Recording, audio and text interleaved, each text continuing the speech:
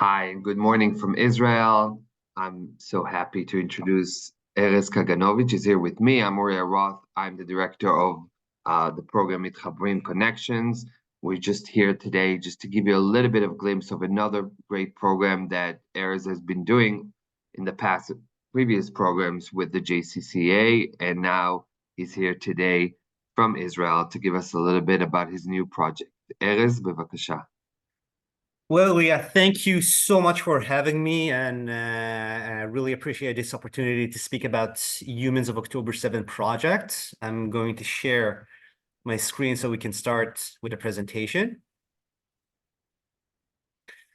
Okay, Humans of October 7 project. But before I'm starting to speak about the project, I would love to introduce myself.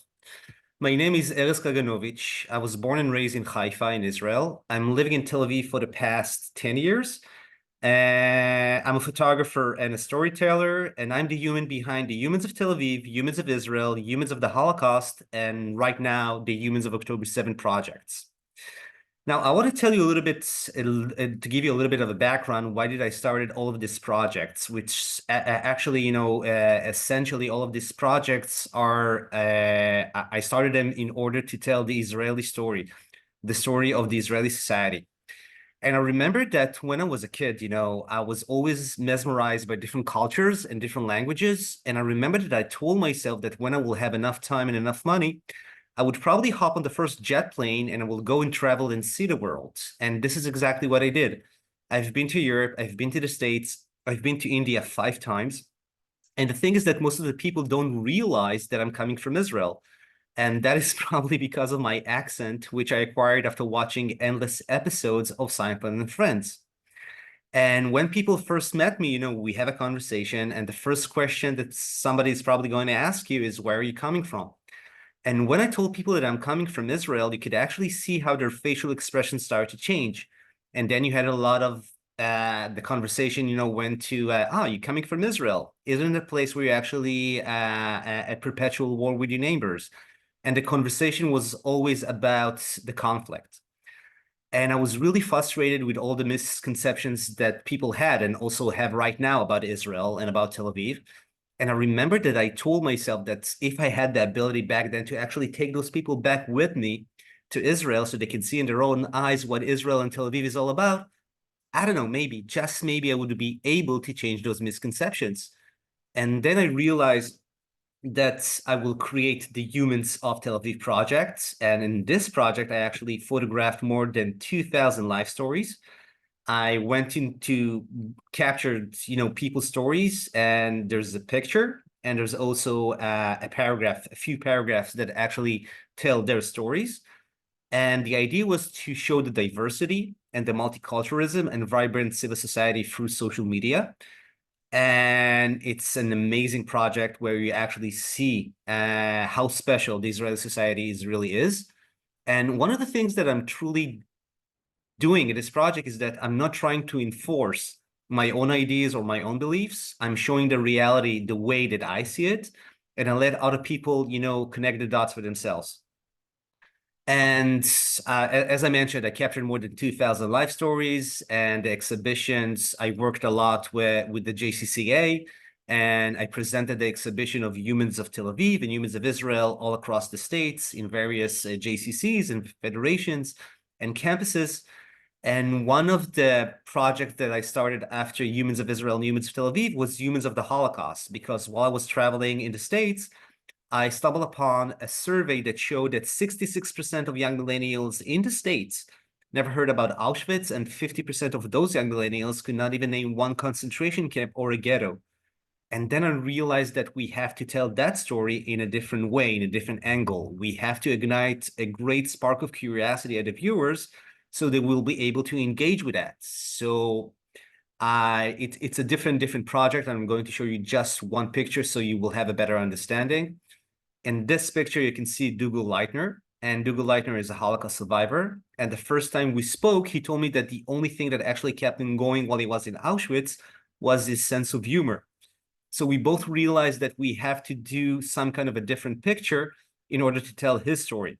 And his story is a story about resilience and about hope and about being a proud Jew And the Humans of the Holocaust exhibition is going to be a traveling exhibition across different campuses all around the States because of the rise, the surge of anti-Semitism that we're actually, experiencing these days after October 7th. But let's talk about the Humans of October 7th projects. In the morning on Shabbat, on October 7th, I was actually in Haifa visiting my family, and I woke up in the morning like every other Israelis. And I remember that my kids went to me, came to me in the morning and told me there is a lot of sirens and there's a lot of rockets coming from the south. And I thought to myself, well, this is probably much, more of the same. We never, and I, didn't expect it, what actually happened that day. And it was overwhelming and it was mind-blowing. And I remember that around 10 o'clock in the morning, we started to see the footage of terrorists who were actually, on their pickup trucks, who actually, drove to Sderot and Ofakim. And we started to hear the news about what's going on in the Gaza enclave and what's going on in Be'eri and Kfar Aza and Iran. And it was overwhelming and it was mind-blowing and it was shocking. And a few days later, I decided that I'm going to Be'eri because I wanted to see it in my own eyes, and I wanted to capture pictures and to see what actually happened in Be'eri. And it was devastating, and it was hard, and the pain, and the anguish, and the fact that it was such an horrific attack on Israeli civilians. And the pain, it was just overwhelming. But as the stories started to piling up, there was a lot of stories of hope and resilience, and a lot of stories of Israelis who actually stood up, for that moment. People who were not in the IDF, and people who were not in the police, people who just woke up in the morning, saw the news, and decided to take action and decided to do something in order to save lives. And there was so many stories of heroism and bravery. And this is actually, the unique DNA that we have in Israeli society.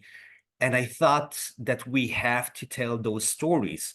We have to show those stories of hope and resilience of people who actually, decided to stand up and actually, actually shine, during this horrific attack. And the thing is that, I went to Be'eri and I started to, I realized that I have to tell those stories. I have to show those stories of those unique people and unique humans. And one of the stories is it's actually about hope. And in this picture, you can see Chaim Yelin. And Chaim Yelin is a resident of Be'eri, Kibbutz Be'eri. It's almost 3 kilometers or 4 kilometers from the Gaza Strip. And in that morning, he spent almost a day in the safe room. And he told me about the fact that they were waiting for so long for the IDF soldiers, to come and rescue them. And it took about 8 hours until they started to hear Hebrew and not Arabic, around his house. And he told me that with all the horrific attack and with all the things that actually happened in Be'eri, there's something about the resilience and hope of people in Be'eri, because in Be'eri, 10% of the kibbutz residents, actually 10% either from 1,000 people, almost 10%, around 100 people, either killed or kidnapped to Gaza Strip on that day. And he told me that, in the bottom line, you can destroy infrastructure and you can destroy homes, but you cannot take away the spirit of the Be'eri residents. And he says that when the war in Gaza will stop, he will come back to Be'eri. And when he will feel enough, when he will feel secure, he will come back to Be'eri, and Be'eri will blossom again. And this is a crucial message. This is a crucial message that no matter what is actually happening to us, or what is actually happening to to people in Israel, we will overcome this. And I always, I'm always trying in this project, I'm always trying to bring stories that has a lot of hope and a lot of resilience and something that we can actually, look up into. So this is Chaim Yelin. Another story of resilience is the story of Rami Davidian. And Rami Davidian is a farmer from Moshav Patish, which is actually 10 minutes or 7 minutes drive from Re'im. And in Re'im, there was the big Nova festival party where almost 400 Israelis were massacred on that day. And he told me that in that morning, he woke up and he got a text message from a good friend of him that asked him if he could, because he was living nearby, if he could take his car and actually rescue the son of a good friend of him. And he went into the fields and he told me that in the beginning, he saw this exodus of people running into the fields, and it felt to him a little bit biblical. And there were rockets flying over his head, and there were gunshots. But he decided to go inside, and he managed to rescue the son of his friend and a lot of other people, along the way. And he managed to actually, on that day, he actually managed to save almost 700 people from the party. And with the help of people, in Moshav Patish, they managed to create this makeshift situation room. And this is amazing because Rami didn't have any official obligation or didn't have any official role in the security forces. And he decided to take a risk. He didn't have any helmets and he didn't have any bulletproof vests. And he just went into the field and he rescued so many people that day. And one of the most amazing stories that he told me was that, after almost 10 hours, when he got a lot of locations, into his phone from people who were scattered all across the fields who were actually hiding, he came to this place where a girl named Rotem actually sent him a location, and he didn't knew, but she was actually almost kidnapped. There was 5 Hamas terrorists who actually abducted her. And because he knows Arabic, he went to them and he approached them and he told them, listen, he said Ahlan, which is actually hello in Arabic, and said, my name is Rami. And they were speaking in Arabic, and he managed to convince them that because there was a lot of IDF soldiers and security forces all around the area, it's better that they will give him Rotem and that they will, just go back to Gaza. And this is exactly what they did. They gave him back Rotem, and he managed to save her. And probably they thought he was Bedouin because he has such good Arabic. And it's such an amazing story of a person that showed so much resilience and so much, he just did whatever he could, to save so many people. And this is exactly the stories that I'm aiming to tell about October 7th. I want to bring the hope. I want to bring the resilience. I want to show the special DNA that we have in Israel and people who decided to stood up, during that horrific day. It's about celebrating life. We spoke about Rami Davidian, and Rami Davidian saved the life of Naama Eitan, who was at the party, and he got a location from Naama. And Naama is actually describing how she managed to flee the party, and she actually hid with her friends for almost 6 to 7 hours until Rami came in and actually rescued her. And when she came to Moshav Patish, and later on she managed, to go to Be'er Sheva.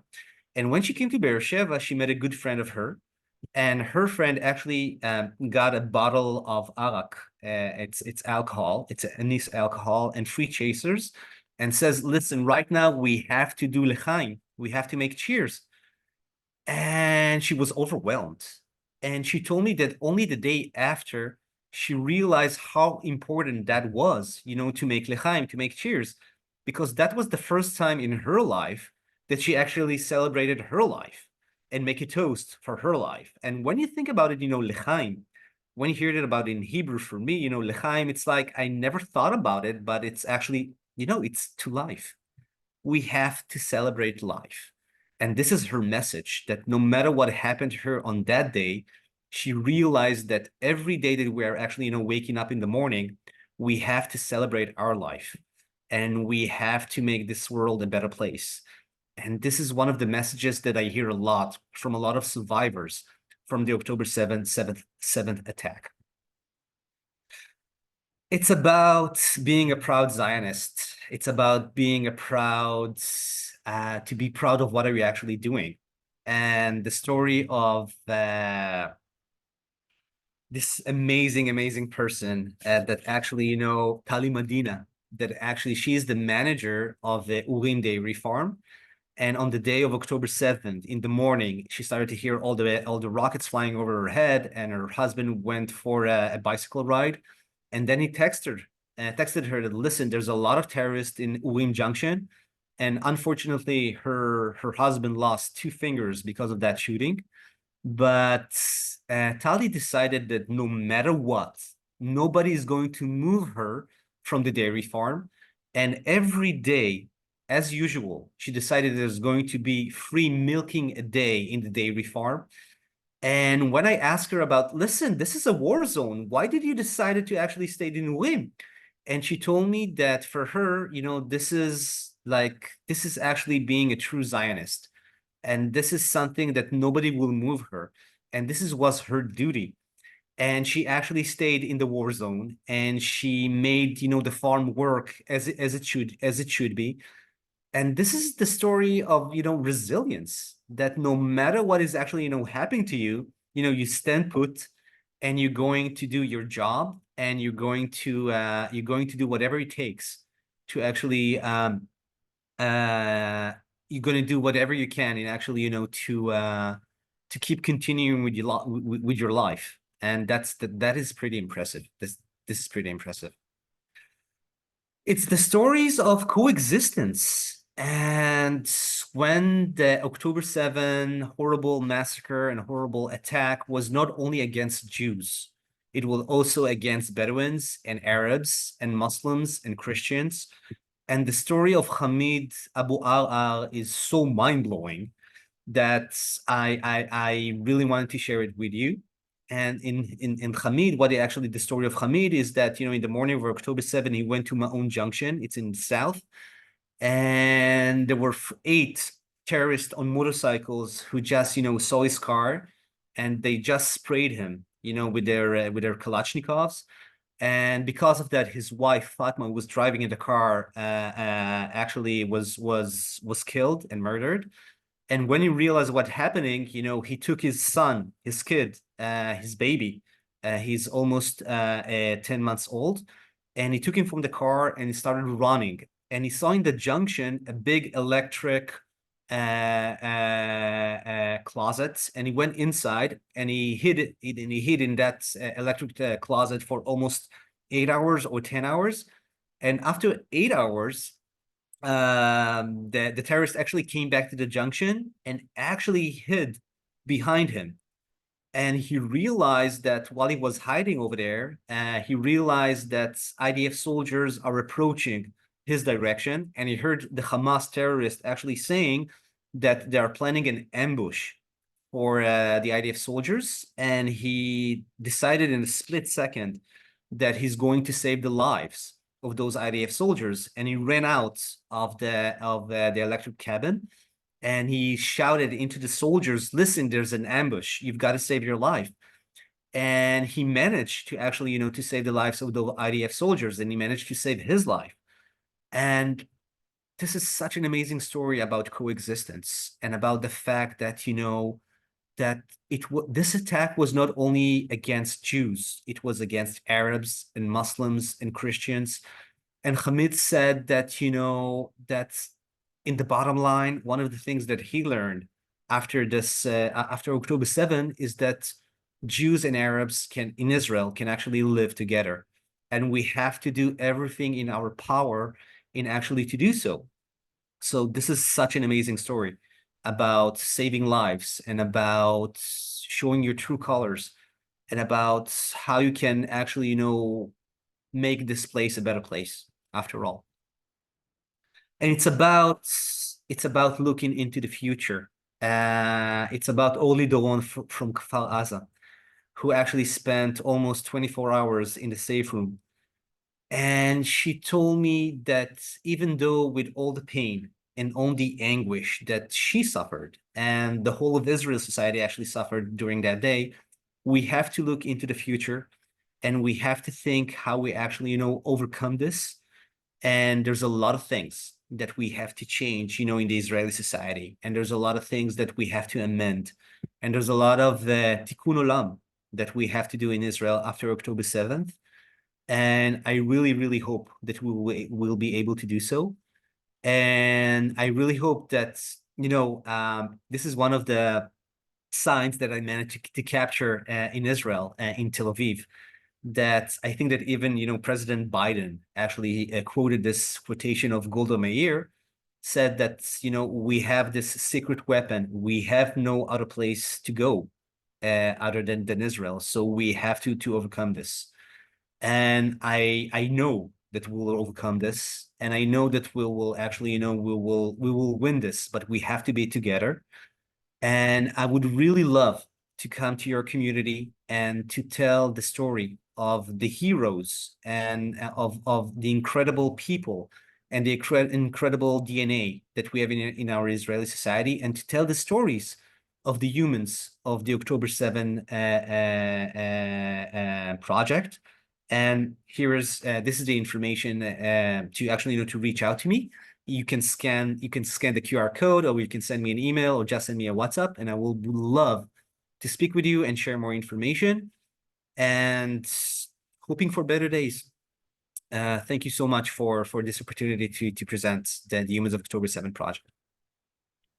Thank you, Erez. Toda rabah. Thank you for being with us. And I think our GCCs will take advantage of this opportunity in 2024. Toda rabah, Erez. Thanks a lot.